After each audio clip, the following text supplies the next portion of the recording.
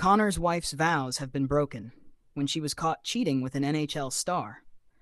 What if the unbreakable vows of a young love, forged in the glow of arena lights and whispered promises, shattered not in silence, but under the harsh glare of a city that never sleeps? In the electric heart of Chicago, where the United Center pulses like a living beast during Blackhawks games, Connor Bedard, the prodigy with a sniper's shot and a boy's earnest smile, had found a rare anchor in the chaos of his rising stardom. At just 20, the North Vancouver native, drafted first overall in a lottery that felt like destiny, had married his high school sweetheart, Alara Voss, in a quiet ceremony overlooking Lake Michigan the summer before, their union a beacon of normalcy amid the frenzy of NHL life. Alara, with her artist soul and quiet strength, had been by Connor's side since their teenage days in British Columbia, her sketches of frozen ponds capturing the poetry of his early skates. They vowed fidelity under a canopy of autumn leaves, promising to weather the storms of fame together, her hand steady in his as they exchanged rings, etched with tiny maple leaves. But whispers began in the shadows of hotel lobbies and after-party haze, rumors that slithered through the league like an errant puck.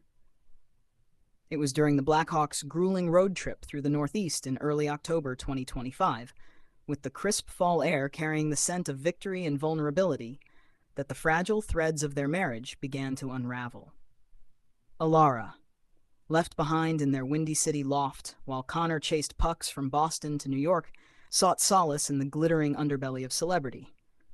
A charity gala at a Manhattan rooftop, where champagne flowed like unchecked penalties and eyes lingered too long. There, amid the clink of glasses and the hum of whispered deals, she crossed paths with Luka Petrovic, the brooding Montreal Canadiens defenseman, a Croatian import whose thunderous hits masked a magnetic charm, his NHL stardom a dark mirror to Connor's golden light. What started as innocent conversation, shared stories of immigrant parents' sacrifices and the loneliness of the road, spiraled into stolen moments, a brush of hands evolving into clandestine nights that betrayed the vows etched on their fingers.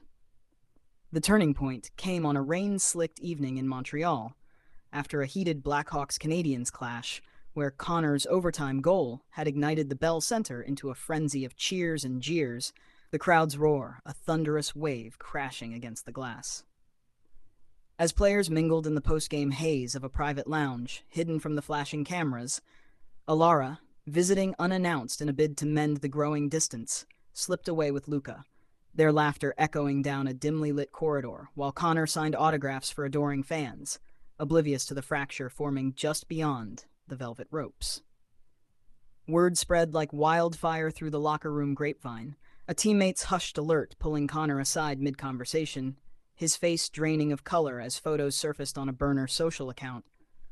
Alara's silhouette entwined with Luka's under the neon glow of a hotel marquee, the image a dagger to the heart of his unyielding focus. The arena's echoes faded into a suffocating silence for Connor, the crowd's earlier adulation now a mocking echo, as he retreated to the team bus alone, his stick bag clutched like a lifeline, tears blurring the city lights streaking past the window. In that raw, unguarded moment, Connor confronted Alara over a crackling video call from his hotel room, his voice breaking like thin ice. "We promised forever on that. How do we rebuild from shards?" Her sobs offered no solace, only the hollow ring of regret. The aftermath erupted across the digital ether the next dawn, as anonymous posts on X and Instagram lit up with grainy screenshots, the hockey world fracturing into camps of sympathy and schadenfreude. Shash, Bedard betrayed, trending alongside fervent defenses from diehard fans. News cycles devoured the scandal, ESPN panels dissecting it between highlight reels, while tabloids splashed headlines from Toronto to Vancouver, painting Alara as the fallen muse and Luka as the opportunistic shadow, his Canadiens jersey suddenly a symbol of fractured trust. Fan reactions poured in waves. Blackhawks supporters flooding arenas with supportive banners reading, "Connor's heart unbreakable," their cheers during his next shift, a defiant roar that drowned out the whispers, while Montreal crowds offered awkward silences, laced with unease. This tale weaves into hockey's storied tapestry of personal tempests, echoing the Gretzky divorce's quiet devastation or Orr's stoic endurance, reminding us that the ice, for all its cold precision, cradles the warmest human frailties. In the league's macho heritage, where bonds are forged in bruises and triumphs, such betrayals underscore the hidden toll of nomadic lives, where home is a fleeting hotel and love, a gamble against the odds. Yet it deepened the cultural reverence for Connor's ascent, a Canadian kid carrying the weight of a nation's hopes, his poise amid the storm echoing the resilience of icons like Lemieux, who battled demons on and off the rink.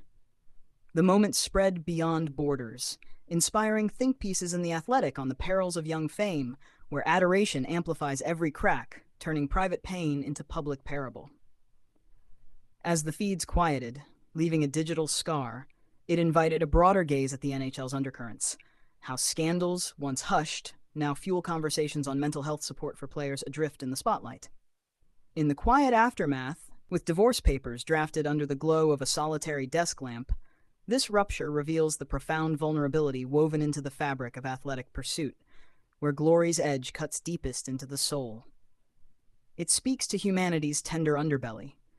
The way trust, once splintered, mirrors the fragility of a one-timer's arc, beautiful in flight, devastating in miss, urging us to honor the quiet covenants that sustain us beyond the boards. True sportsmanship, we learn here, extends to the heart's rink, demanding grace not just in victory laps, but in the graceless stumbles of personal defeat, where character gleams brightest in the dim. This saga reflects on legacy's true measure, not the goals tallied or cups lifted, but the quiet dignity with which one navigates betrayal, emerging not unscathed but undeniably human, etched with lessons that fortify rather than fell. In the hush of recovery, it probes our collective values, fidelity as more than vow, but the invisible thread binding player to fan, mentor to mentee, reminding that in hockey's brotherhood, wounds heal slowest when inflicted by those closest. Ultimately, Connor's trial illuminates perseverance's quiet fire, a testament that values like loyalty and forgiveness aren't shields against pain, but compasses through it, guiding us toward a horizon where scars become stories of strength. In a tear-streaked press conference days later, Connor's voice, steady as his wrister, carried the weight of newfound wisdom. Love isn't a perfect game. It's showing up for the shifts when the crowd turns, and learning to skate solo when you must. Alara, in a private journal entry leaked with her consent months later, reflected with raw humility. "I chased shadows in the light he built for us. My deepest regret is dimming the boy who lit my world, but his grace teaches me redemption starts within." Luca, facing the media storm in Montreal, offered perspective laced with remorse. "One reckless night doesn't define a man, but it redefines the man you hurt. Connor's class in chaos humbles me, a reminder that the ice demands accountability off it too." Connor, in a later podcast sit-down, shared growth's gentle arc. "This broke me open, but in the pieces, I found a fiercer heart. Not for revenge, but for the game, the fans, and